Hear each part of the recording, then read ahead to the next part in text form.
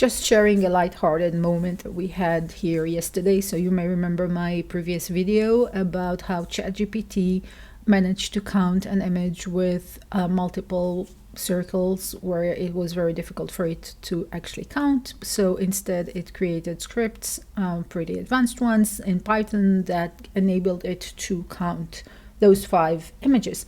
So we were sitting here yesterday discussing that video, that occurrence, and my sons were both here, and we said, okay, is this smart? Like, this is good, right? But what about an AGI, an artificial general intelligence? At what point would we consider ChatGPT or any other model to be AGI? And I was saying that the problem was that as long as large language models like GPT4 cannot count, then we have a problem. Because we need that counting ability for like everyday stuff. If we want a robot that will be just, going around the house doing all kinds of stuff, it needs to be able to count accurately. It needs to be able to understand really, really well what it is that it's seeing. At which point I was like looking around me, and this is what I was seeing. This is our living room, and I was just staring at that and saying, I would consider that AGI if it could look at this, like view this in its camera and determine how many house plants it was seeing here, how many plants it was seeing, in a way that would enable it to function in this living room. So, for example, to the question how many plants it was seeing, it's supposed to only be able to see this large one here. It's not a monstera, I think it's a philodendron, and this one here, because these 2 plants would require watering, whereas it needs to be able to ignore the plants that are in these 3 pictures on the wall here, and also these flowers in the vase, because they're not houseplants, or so they're artificial. There's no water in the vase, but that's like difficult to determine from the picture. But they don't, like, even if they were real flowers and there was water in here, they don't require watering, right? So we wouldn't consider them to be plants, like in that sense of the word. And the whole thing is that the image is very complex. There's a lot going on in here, and can an AI actually look at this and say, yeah, I'm seeing 2 houseplants? So I said, okay, when an AI would be able to determine that and actually count these 2, then I would consider that to be AGI. And like my son said, yeah, that makes sense. And so later that day I figured, okay, let's just test, and see what happens. And so I took this picture and I gave it to ChatGPT.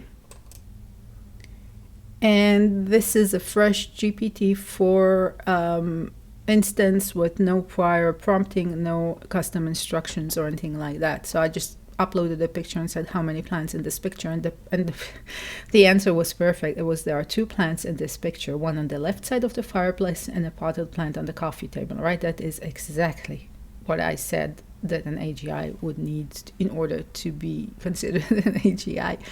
And I even, I said, maybe it just didn't see those flowers in the vase. So I asked about that specifically, and it said, yeah, it could see it. Like, it recognized this was a vase with flowers on the right side of the fireplace. It also contains plants. Well, if I wanted to, then okay, there are 3 groups of plants in total. But I thought these answers were great. And it is these reasoning skills with this multimodality, so the ability to analyze images this well, but also have a pretty good world picture, right? Understand the whole context of this thing, what it means to be in a living room, what it means to have plants in the living room, and what it means when a human asks you how many plants there are in this picture, which I think shows that this is by far the most advanced AI system that we currently have. I personally, I really just feel grateful that we have this available to us, and I can't believe that at the price that OpenAI charges, so few people are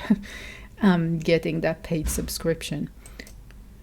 And just in case you think that this is a simple task, it's not. And I asked Bard. Bard is currently operated using Gemini Pro. So it's not Gemini Ultra, but it's Gemini Pro. And I gave it the same same picture, same prompt, and it could only find one. There is one potted plant in the picture located on the left side of the couch. It's a medium-sized plant with green leaves.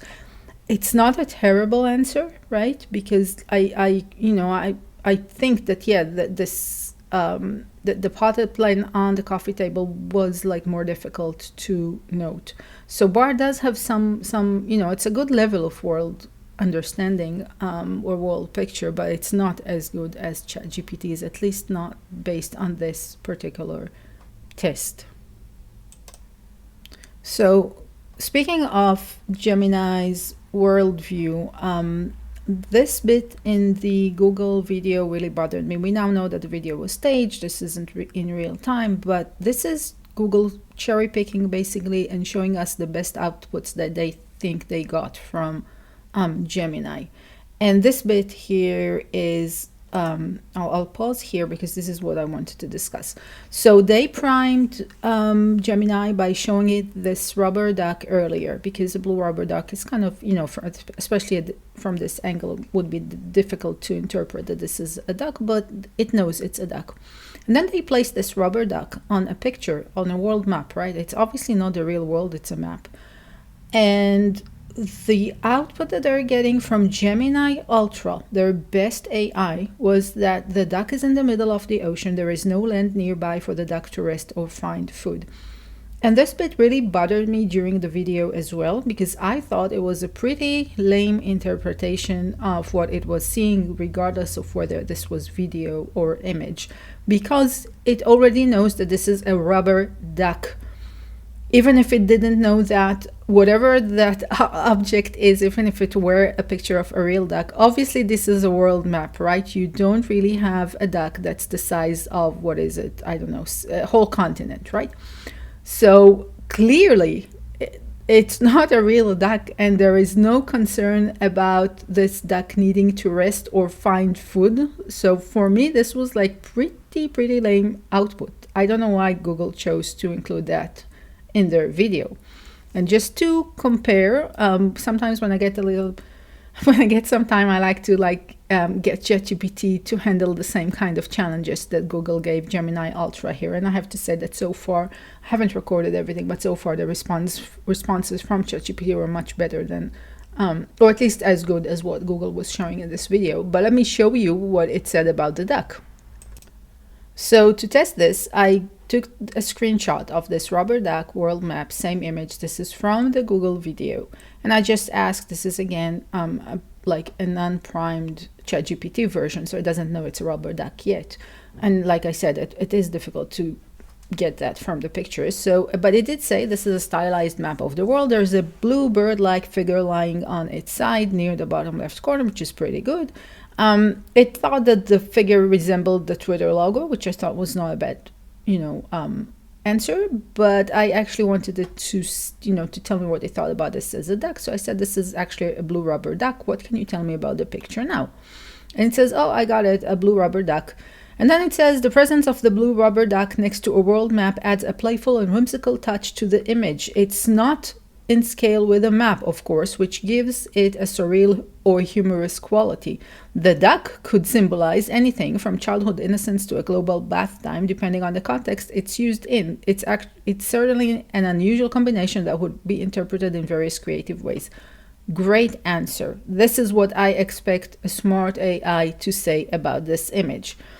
And I actually copied what Gemini Ultra said. The duck is in the middle of the ocean. There is no land nearby for the duck to rest or find food. I couldn't be bothered to just retype everything, so I just took a screenshot of the text and gave it to ChatGPT. ChatGPT can read from images as well, so this isn't an issue. And I said, I got this output from another AI model about the same picture. What do you think about that?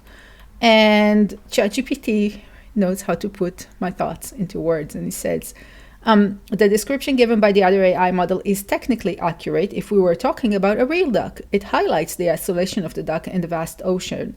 which might evoke a sense of vulnerability or loneliness. However, because so far it's been really kind, I think, to Gemini Ultra. However, since we're looking at a rubber duck, the context is quite different. Rubber ducks are inanimate objects and don't need land or food, so the description is more whimsical or metaphorical. It's like a fun creative twist on a simple image.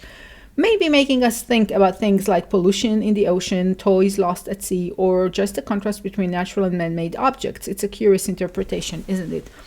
I think ChatGPT was being very, very ultra nice to Gemini Ultra, because there is no indication in that output that Gemini was trying to be whimsical or creative.